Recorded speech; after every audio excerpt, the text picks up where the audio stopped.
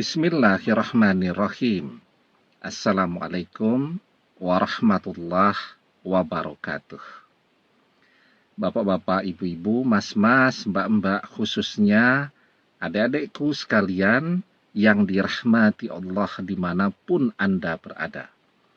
Kembali di IIP Channel bersama saya, IIP Wijayanto. Kali ini kita akan membahas tema yang kamu rasakan saat kamu terus menerima sinyal-sinyal dari mantan. Jadi mantan terus memancarkan sinyal dari pikirannya tanpa dia sadari. Dan kita menerima sinyal-sinyal itu. Ya, kita sering membahas penelitian Profesor Digby Tatum dari Sheffield University, bahwa ketika kita memikirkan seseorang, maka pikiran kita dengan dia langsung terhubung, karena pikiran manusia bekerja seperti halnya wifi. Kita datang ke kafe, kita datang ke restoran, kita datang ke bandara, di situ ada wifi. Biarpun kita belum punya passwordnya, handphone kita itu langsung menerima sinyal. Kita cek, kita lihat. Oh, ada wifi-nya di sini. Ya, kita belum bisa memanfaatkan sinyal internet tadi karena kita belum tahu passwordnya. Sementara kita dengan mantan, ketika mantan memancarkan sinyal dari pikirannya, langsung terhubung dengan kita. Ketika pikiran mantan dan kita terhubung, bedanya kita sudah punya passwordnya.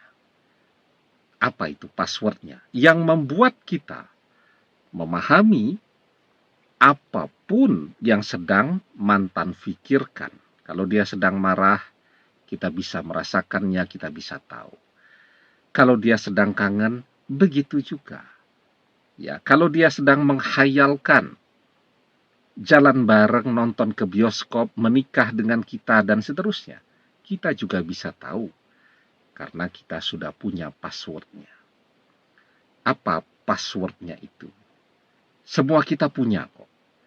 Nah, sebelum kita bahas apa passwordnya, jangan lupa yang belum subscribe untuk memencet tombol subscribe dan menyalakan lonceng notifikasi agar Anda selalu mendapatkan pemberitahuan video-video terbaru dari channel kesayangan kita ini. Dengan subscribe, doa-doa kita selalu terhubung sehingga kita selalu bisa berdoa bersama-sama ya. Dan jangan lupa subscribe itu gratis ya. Nah, jadi passwordnya itu adalah intuisi kita. Jadi saat kita bersama dengan mantan, juga tidak kita sadari bahwa intuisi kita itu tumbuh, berkembang, dan terlatih. Mantan tidak jujur kepada kita bisa tahu, kita bisa paham. Ya, mantan menginginkan sesuatu belum dia ngomong, kita sudah bisa mengetahuinya. Ya, contoh paling mudah lah, kalau di rumah, itu kita bersama dengan anggota keluarga kita yang lain, saudara-saudara kita, kakak adik kita, orang tua kita. Itu tidak perlu dilatih tuh intuisinya. Ibu kita, wajahnya mulai memperlihatkan perubahan dari cerah jadi cemberut. Kita sudah tahu, ya, ini dia sedang marah kepada kita karena kita rebahan terus. Melihat dia capek, jungkir balik, ngepel, nyuci pakaian, masak, dan seterusnya, kita masih bisa santai-santai rebahan. Dia memang tidak mengatakannya, tetapi dari perubahan raut wajahnya, dari cerewet, banyak ngomong, jadi pendiam, kita sudah tahu dia sedang marah. Marah kepada apa? Nah, kepada mungkin kita mengisi liburan kita dengan bermalas-malasan dan seterusnya. Kan orang tua itu ada yang tipenya cerewet, pemarah, apa yang ada di pikirannya langsung dia keluarkan, hobi ngomel dan seterusnya. Nah, itu seperti saya tuh. Ya, kata anak-anak saya, ayah itu cerewet dan suka ngomel. Saya bilang, ayah suka ngomel, cerewet karena ayah sayang. Kalau ayah diamkan saja, itu artinya ayah tidak sayang. Nah, tapi ada juga tipe orang tua itu yang pendiam. Dia diam gitu. Kalau dia sedang marah itu jadi pendiam. Nah, jadi dari perubahan ekspresi wajahnya saja kita sudah tahu dia sedang marah. Dan marahnya karena apapun kita sudah tahu. Ya. Saudara kita masuk ke kamar kita. Dia mau ngambil barang apa, kita sudah tahu. Nah, itu namanya intuisi. Saat kita bersama mantan, intuisi kita itu berkembang. Ya, dan terus berkembang. Apalagi kalau jauh. Intuisi itu jauh lebih terlatih. Sehingga, ya biarpun mantan jauh banget tuh, jaraknya dari kita ratusan kilometer, dia memikirkan kita, sinyalnya itu kita terima, dia memikirkan apa, intuisi kita memahaminya. Ya. Nah, sehingga ketika mantan terus memancarkan sinyal-sinyalnya kepada kita, otomatis kita menerima, pikiran kita menerima sinyal itu.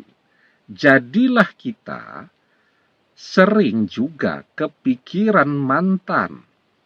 Intuisi kita memberitahu bahwa mantan sedang kangen kepada kita, bahwa mantan sedang memikirkan untuk bisa kembali kepada kita, bahwa mantan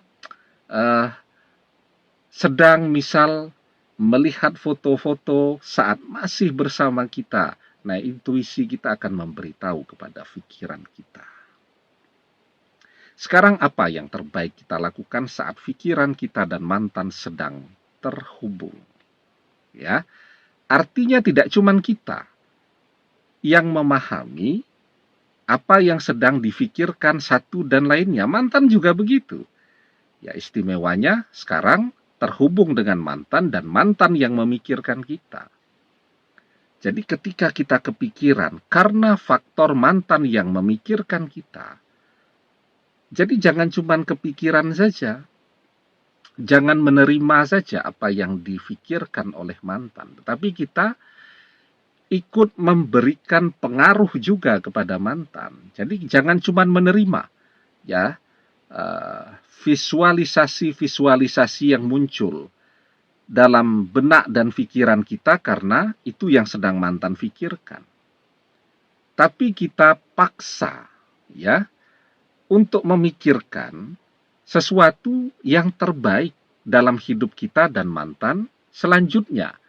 Itu akan kita pancarkan juga kepada mantan dan mantan bisa memahami keinginan kita itu. Jadi kita bayangkan.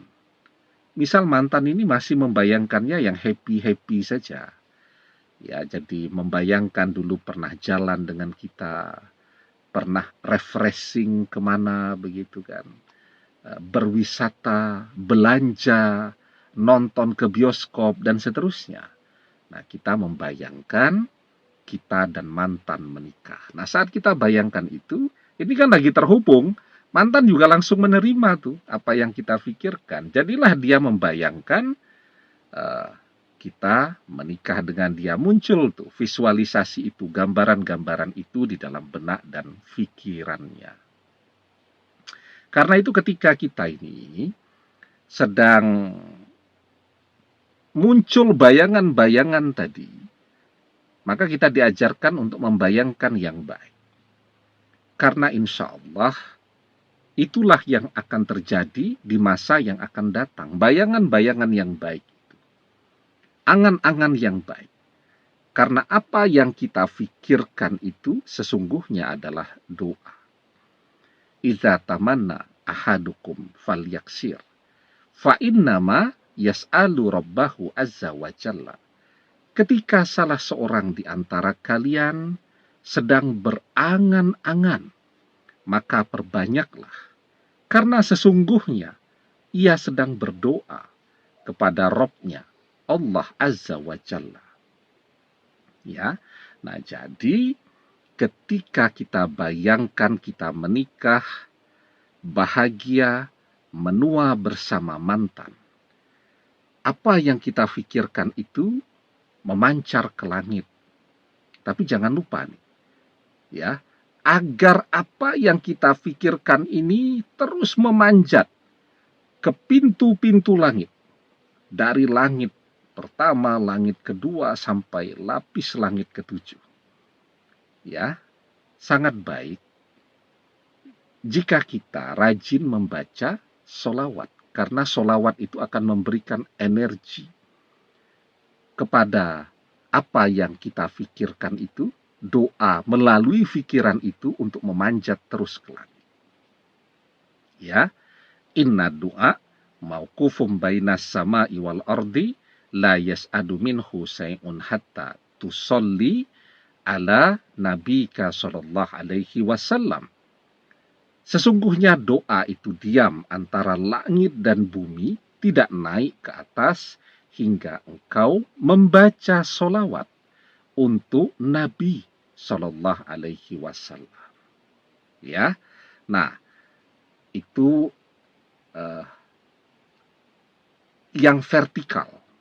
Ya, jadi energinya yang vertikal itu naik ke langit sebagai doa. Kemudian energinya yang horizontal, karena apa yang kita pikirkan itu kan memancar. Kalau memancar itu ya seperti cahaya itu. Ada yang lurus, ada yang ke atas, ada yang ke kiri, ke kanan, ke bawah, dan seterusnya. Nah, yang horizontal itu, dia akan sampai kepada mantan. Diterima oleh pikirannya, dipahami oleh intuisinya. Dan ketika apa yang kita pikirkan itu terkabul, maka insya Allah dengan kekuatan pikiran kita, mantan kembali. Amin. Demikian, semoga bermanfaat. Wallahu a'lam bissawab, billahi taufik wal hidayah. Assalamualaikum warahmatullahi wabarakatuh.